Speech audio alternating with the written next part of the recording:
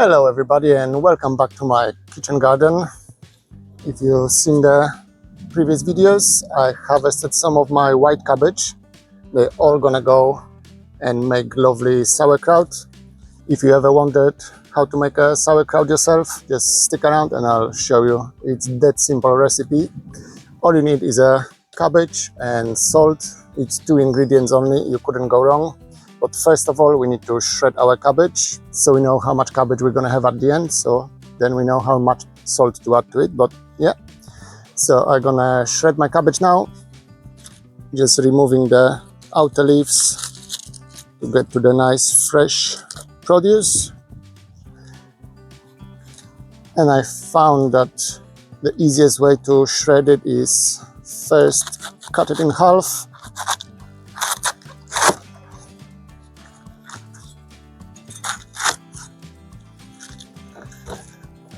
And then just start shredding from the tip. The thinner the slices you make, the better. You won't stuff this thickness really. The thinner the better. So let me continue with the shredding. And I'll see you back here when I'm done.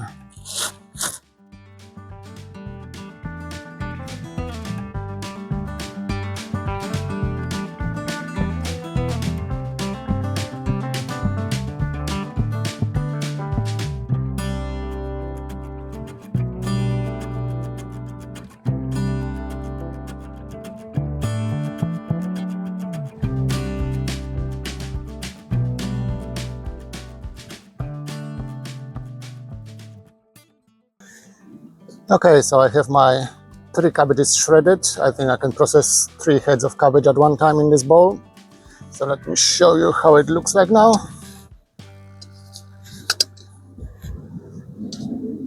So this is what you're looking for. Nicely shredded pieces of cabbage. And all I need to do now is weigh how much cabbage I have here. So after checking, I have 3 kilograms of shredded cabbage here. So it's roughly 1 kilogram per head of cabbage. So now all we need to do is add some salt to our cabbage.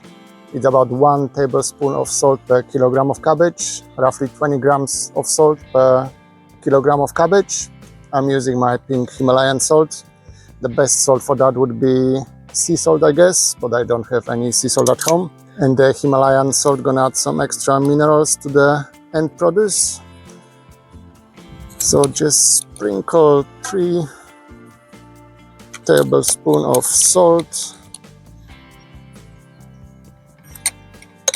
And now the fun begins. Let me get you a bit closer here. So after adding the salt to our cabbage, all we need to do is mash it up as much as possible.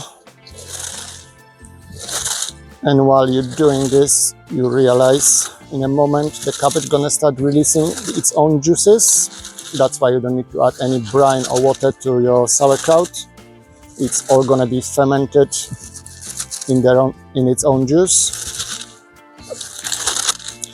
At this stage also, if you prefer, you can add some shredded carrot or beetroot or some herbs for flavor, maybe some black pepper or chili.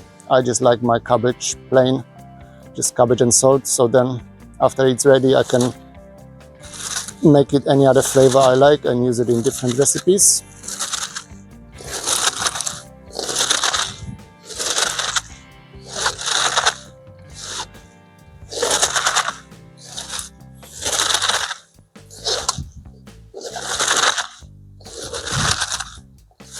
You can also see how much the cabbage is shrinking while you're doing that.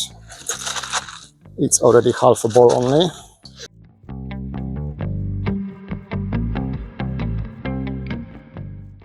At this stage also you can taste a little bit of cabbage if it's salty enough. It definitely is.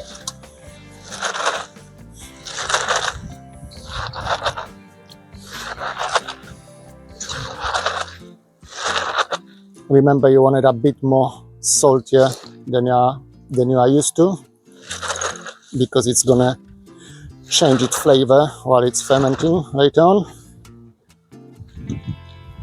And you can see all the juices from the cabbage.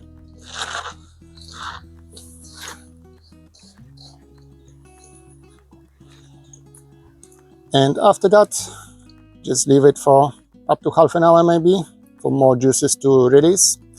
So we're gonna leave it for now, and I'll come back here in half an hour, a second in your time.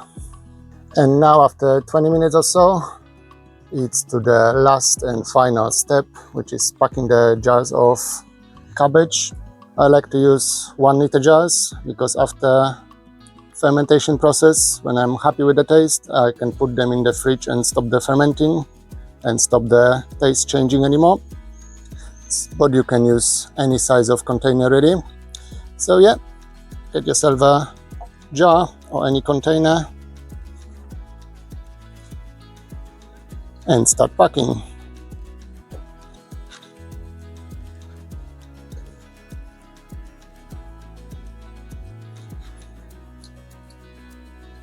Now the important thing is to pack it as tightly as possible. I'm gonna be using, I don't even know what it is, something for pasta making,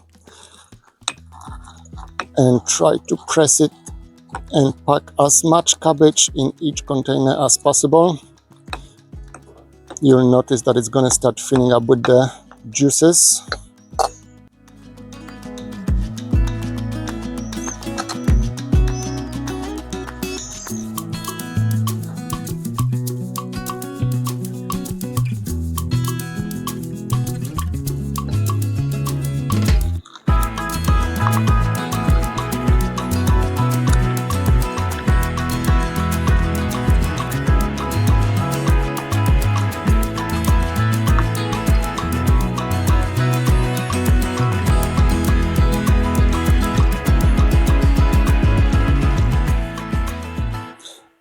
All this water in a jar is cabbage juice. I haven't added any water or any brine. It's not needed if you have a fresh cabbage. And don't fill up the jars all the way to the top, because when it starts fermenting, it's gonna increase the level a bit. And now at the end, I like to top the jar with a piece of cabbage leaf to try and keep all the shredded cabbage under the surface of the brine. You can use some pebble or glass weight or anything like that, but I found that the simple piece of cabbage leaf does the job fine. And close the jar and you are done. One sauerkraut coming. As you can see, I left about half an inch to an inch of space, because when it starts bubbling, it's gonna increase the juice level. And remember, put it in room temperature somewhere on some type of a saucer or a tray, because it might spill over while it's fermenting, and it should be ready for eating in about a week. So let me continue with all the rest, and I'll see you at the end, and I'll show you how much sauerkraut I made.